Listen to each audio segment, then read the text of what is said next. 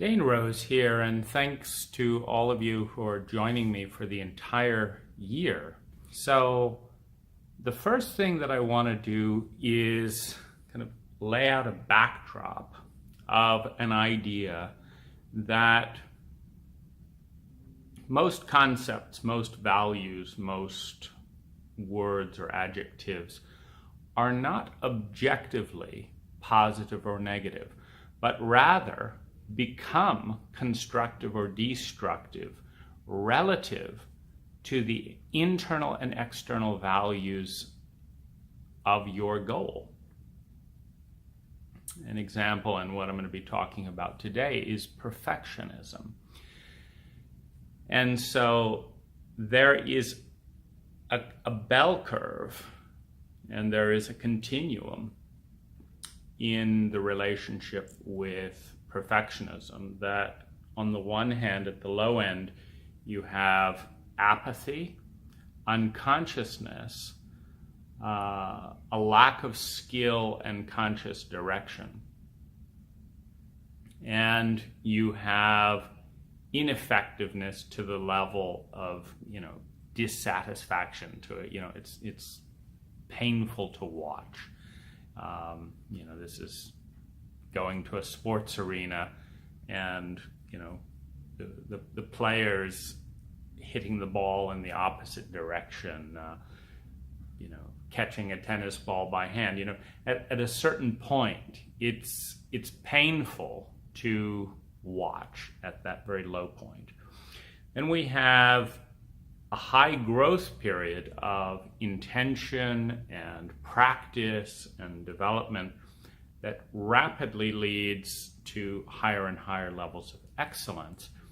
And then, depending on the makeup of the individual, for example, the amount of shame versus kind of healthy sense of self-worth, the meanings the culture places on success versus the self-image of the individual, as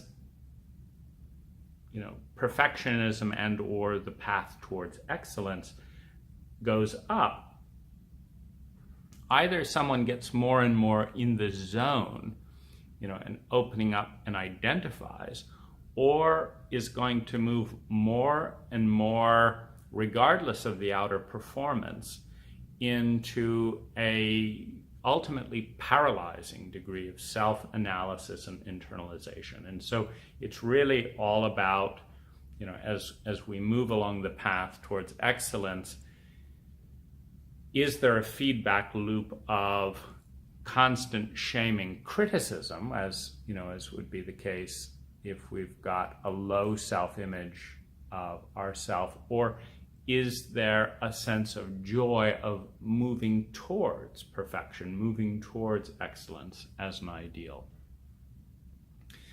And one of my therapists, in one of her rare moments of constructive input, and this ties in a little bit to the tension between the masculine and feminine in the Western therapeutic model.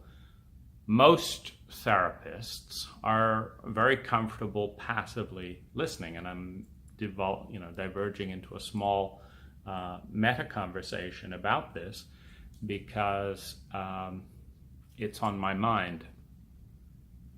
Most therapists are very comfortable just listening and what do you think about that? And sometimes this is optimal. But in this same context of every quality is positive, neutral, or negative, depending on the relative goals, in some cases it's absolutely frustrating and incompetent when an individual is ready for input but lacks the mental framework to know which direction to go on which basis. Every thought construct, every paradigm, it's like a piece of architecture. And so if you lack the foundation and you lack the pillars and you lack the support structures and you're up here and you need to determine a direction to move, you cannot always see clearly what to do. Whereas a therapist or a friend, etc., that knows the terrain that, supports this particular height, this particular platform in psychological space-time, they can frame, if you want a city view, go this way. If you want a river view, go this way, etc. And one of my best therapists that was very good at listening would so she was good at the feminine part, was very difficult. It was very difficult for her to actually give any input. She would get quite uncomfortable when I would ask, what are you seeing here? What might you do here, and why? This wasn't her comfort zone, which is another reason I think that we're maximally effective when we're fluid and have an equal rapport with our feminine qualities and our masculine qualities, whether we're a man or a woman. But one of the few things that she said that really helped at the moment when I had been procrastinating building my website. I'd been procrastinating building my website because my process would go like this. Okay, I need a website. 2, let's not just do one of these boring, clunky things. This was when websites were relatively new. A lot of them were very clunky and, big blue hypertext with underlines. And, it just didn't look, engaging with, in my work in landscape design was very much about presentation. And so I thought, okay, we're going to do something really beautiful. And I designed all these different ideas. For example, one of my favorite thoughts would be to kind of simulate a journey down a forest trail, where rather than having these clunky menus, you could click on different things and you'd learn that there were all kinds of surprises in the site. And it would be kind of a simulated journey through the forest where you could just kind of point at things and information would pop up about that plant, about the journey, about nature and different things. And I thought that would be just so much more interesting. So I was coming up with all of these different things. That was great. Here was the trouble. Every time I would try and put that out there to a graphic designer and a website, and I'd describe it to them, I'd come back with bids of $20,000 to $30,000. Number one, and number two, because none of them had done anything like that, a little bit of a shaky proposition of whether they could pull it off. And so it felt like I would be spending $20,000 or $30,000 for an unknown. I wasn't even sure it would, work, that they'd be able to do it. And then, of course, it was also a little bit questionable how would the client respond.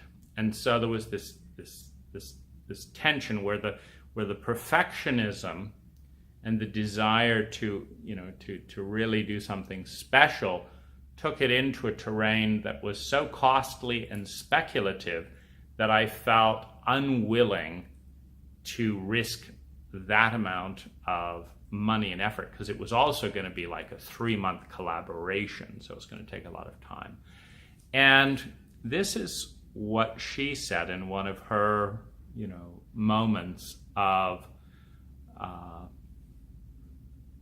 openness. This is what she said. She said, well, her moments of masculine suggestion, she said, here's a good question for you. She said, if you were being really loving to yourself, number one, and number two, if you were your best friend and you were advising your best friend, what would you advise your best friend to do? And this brought it into instant focus, because I didn't know, should I do this 30,000, should I not, should I do it? So I was vacillating between kind of perfection and nothing. And every month that went by was a month I didn't have a website, number one. Number two, when I've learned this actually in landscape design, when I designed my first house, I'm very confident and clear when it comes to navigating a client through their landscape design. I'm very confident and clear, very comfortable. It's easy. But when I came to designing my own landscape in the first house that I designed and built at age 23, I was not clear. And I actually had to first fill out my own questionnaire to get more objective. And then just to be safe, I hired my best, the best designer I knew in the area to review my thoughts and ideas and just make sure I hadn't missed some opportunity that was major on the property. And in other words, I learned that it's sometimes much harder to advise myself than it is to advise another. And this actually ties in with one of the greatest gifts for me about this whole project, this project of 52 years of ideas for rampant growth. What I find is that the best way to advise myself is to give advice and think about what someone I know should do in a given situation. And this is fun for me, so I do it all the time. And I do it knowing that they may not do it. They may not take my advice. They often don't. They may not take my advice. But by the time I'm done giving them detailed advice about how and why they should do X, Y, and Z for what reasons, I know the advice I should be giving to myself. And number two, I do it. And so as soon as she created this fictional best friend who was in this situation, I said, it's a cinch. I would advise that best friend to keep ruminating on the perfect dream, but to sit down, and because it's awkward, particularly in the United States where it's like to work with a graphic designer, it's often kind of a formal process where you go and have a meeting, then they like to go off on their own, they like to do this, that, and the other, then they come back, and then you have another, it's every little change becomes a hassle. I said, here's what I'd advise my best friend. I would advise them to go to a basic platform and create something that is very clear and easy to use for the customer, and get it up immediately for little or no money in a way that would, to learn a program, a basic program that would allow them to make changes, this, that, and the other. And that's what I would want my best friend to do. And she said, that sounds like a great idea. I went home, signed up for a basic program, built a very adequate website in about a week. And that website made me millions of dollars. And I never had any meetings with, the web guy, this, that, and the other.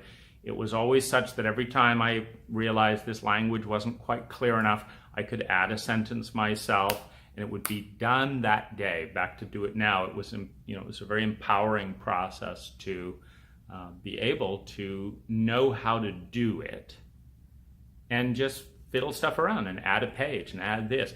And that website, I just worked on it from time to time, updating, graphics or effects, over time. As I say, millions of dollars came in on that before, years later, I had my virtual assistant do my last page, in a different way. I've never done that perfect site. And, the site that I built cost pretty much free, and the latest one just a few $1,000s. That's the level. There's kind of a sweet spot basically between making something excellent and becoming paralyzed by the cost, and the cost of perfection on the one hand, and the fears of judgment, etc., on the other. And this is the same thing I would say with this video here, because I've fiddled around. For example, I'm on a $30 tripod. I've splurged a little bit on the Note 8, just because I love the Note series so much. And I like having a backup phone. My Note 5 is working fine. So there's definitely a little bit of an effort there, and I practice a lot. But this is not a perfect video. I started off the other angle, and I noticed that one eye was completely in shadow, so I've turned towards the light. At the same time, this was very much a 3-minute inspiration. I've got a few minutes, what should we do? 3-minute inspiration. It's a 3-minute inspiration. And if it's going to happen, it has to be something like pull up the tripod, stick the phone, press record, and then it's done. If it has to be much more elaborate than that, it becomes too expensive to do experiments. Like this whole project is an experiment. I don't know how long it will last. I don't know how many people it will help. No idea. But it's an idea. And I think, well, why not? If I do it and nothing happens, great. Then I just get 52 of my latest ideas, and it works in that I've given a bunch of advice out and it comes back. On the other hand, it could lead to something, and that would be fun.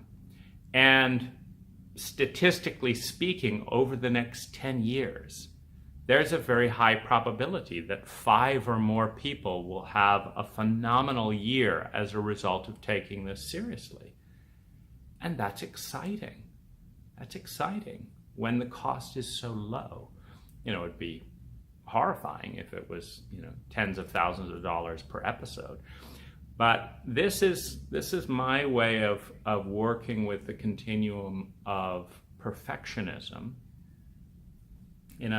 and I want to leave you with 2 things that just about any quality will take you closer to your goal up to a certain point, and then if you fixate on that one quality to excess of everything else, will collapse the goal. I.e., the fixation on such a perfect website when,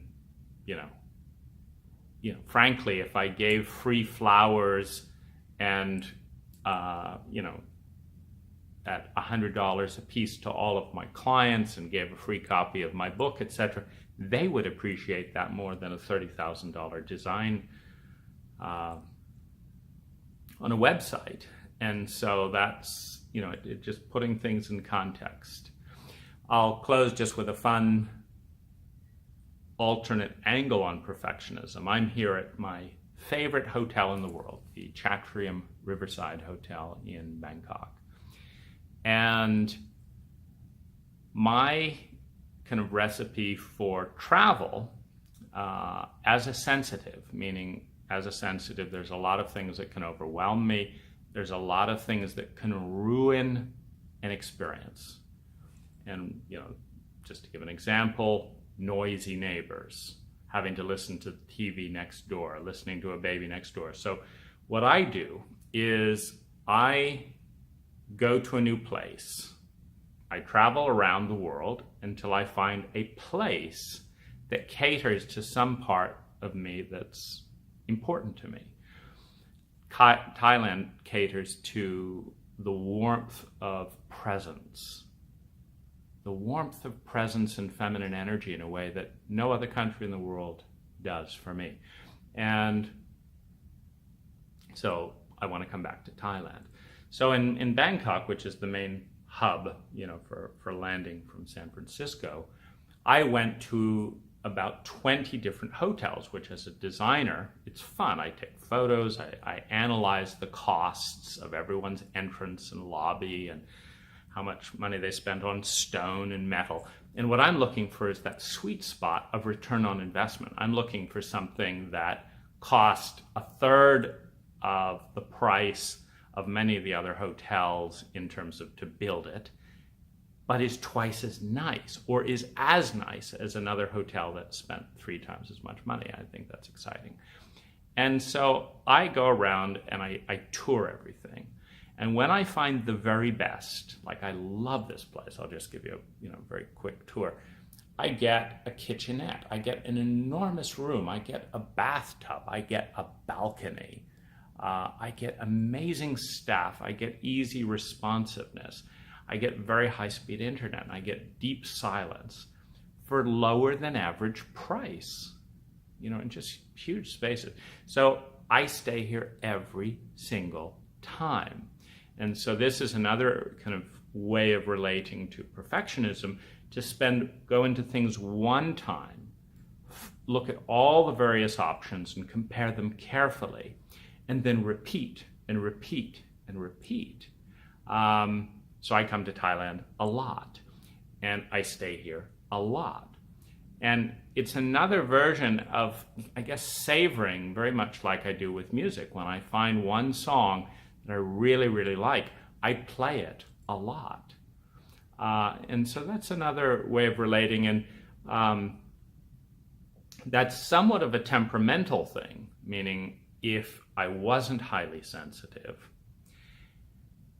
and I didn't have complex PTSD, which increases the emotional cost of surprise and uncertainty for me, I might place a higher preference on variety and newness, to combat the hedonic adaptation principle.